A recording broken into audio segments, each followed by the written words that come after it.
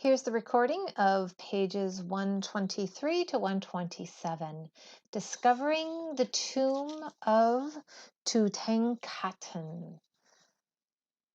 "You've been digging for 5 years," said Lord Carnarvon.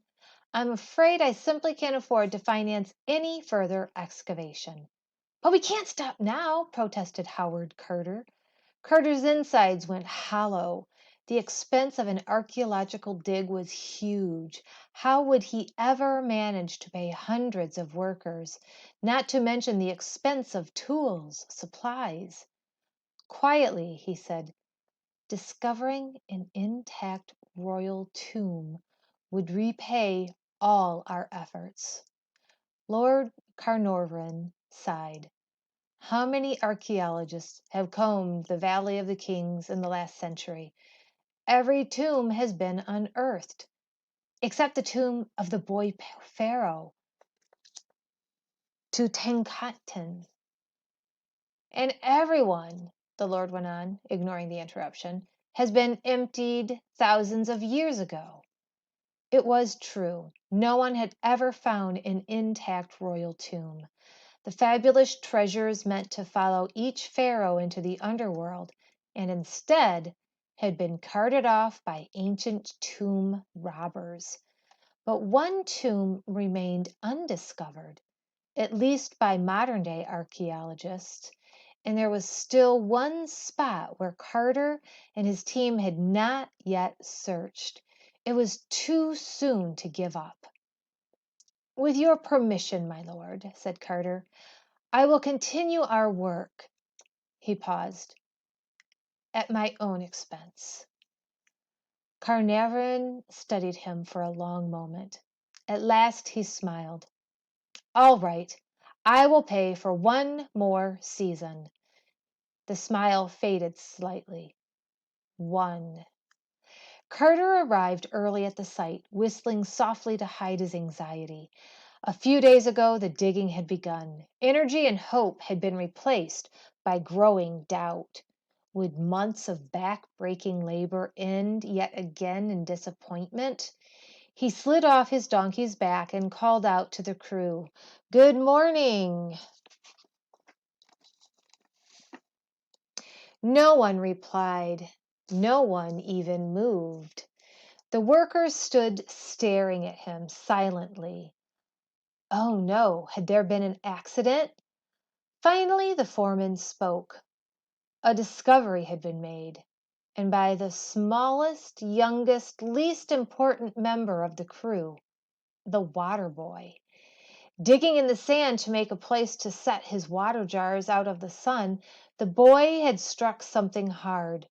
Cleared off, it turned out to be a step cut in the rock. A step! Could it be true?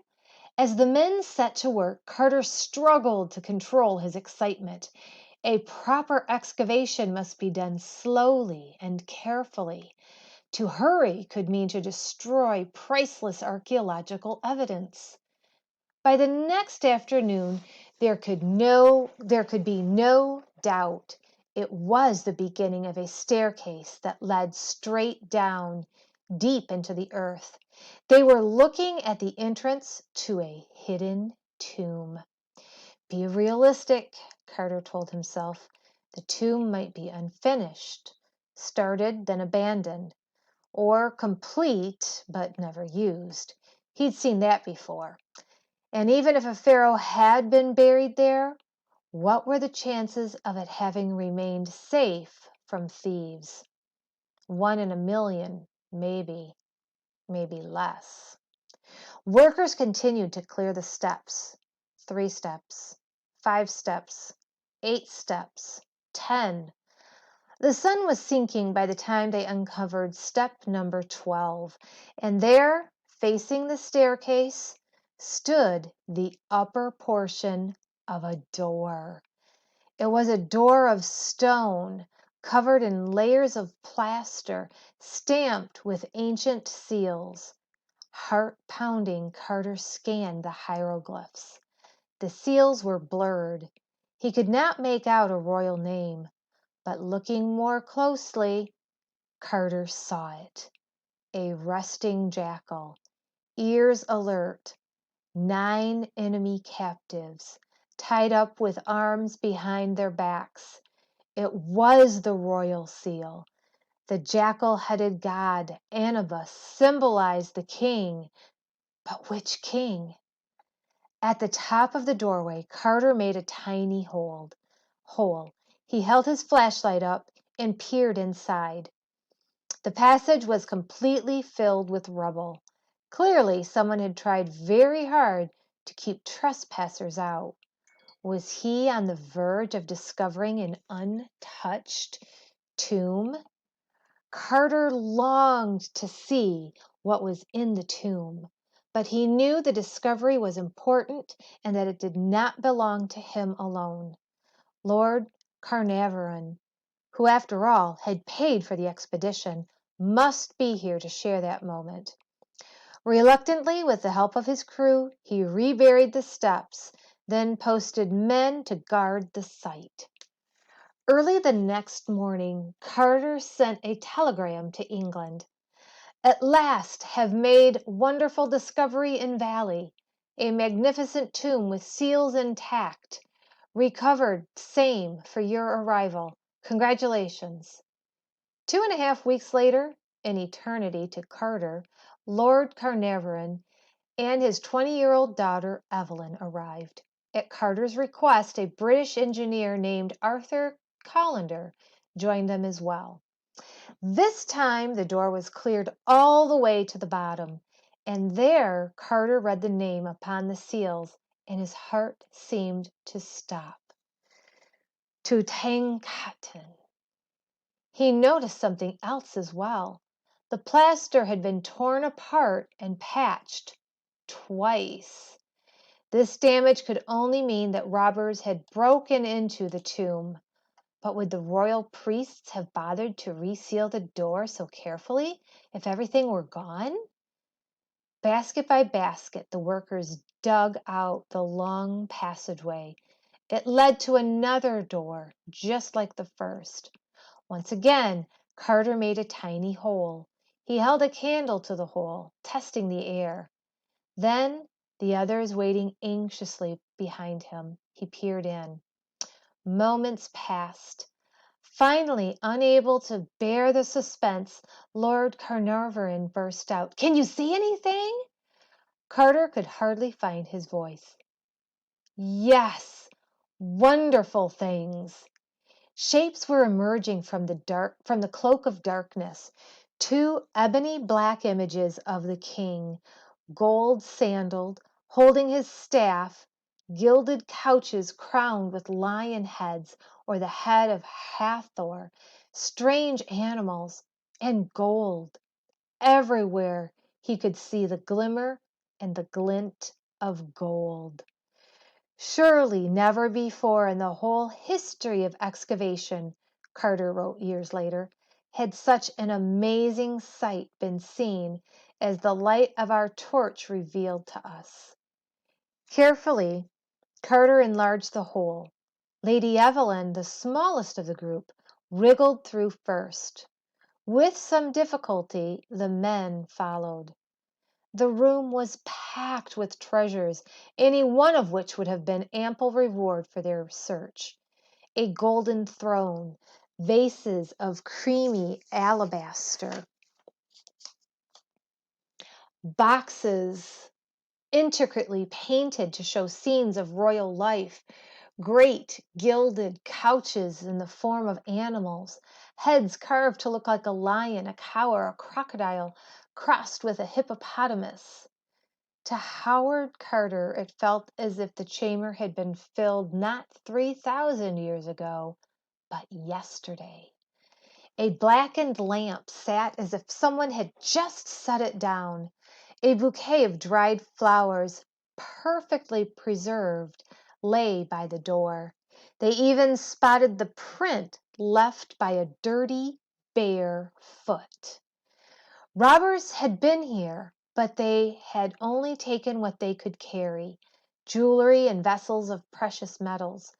Larger items they had tossed aside. In one corner lay a heap of golden chariots in pieces.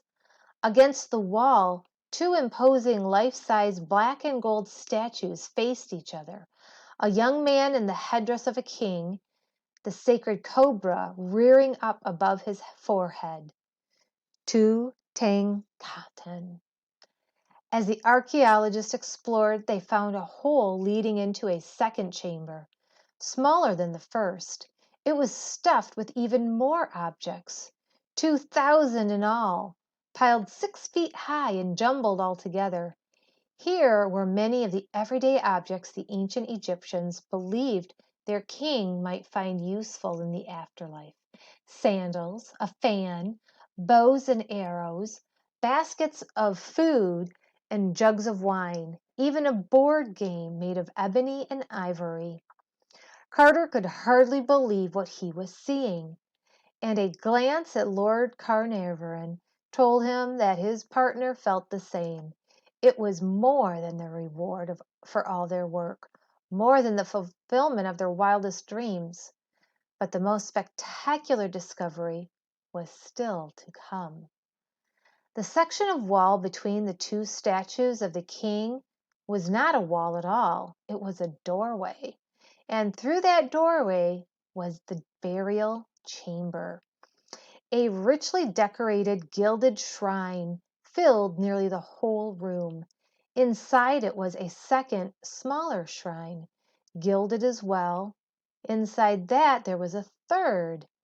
In the fourth shrine was a stone sarcophagus, a vault where the pharaoh lay buried.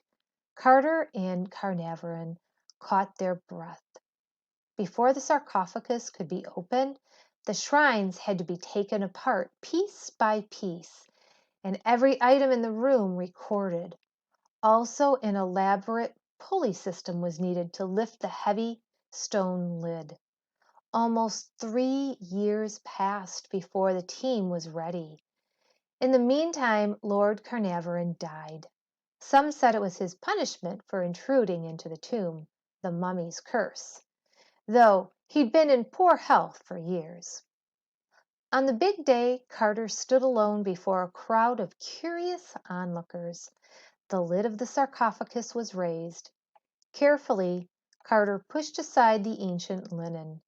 A fantastic coffin revealed itself, glittering with gold, fashioned in the shape of the dead king.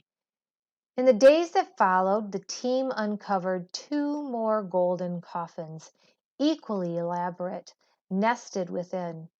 Inside the third solid gold coffin lay the mummy. Over its face had been placed a magnificent object, the solid gold death mask of the boy king.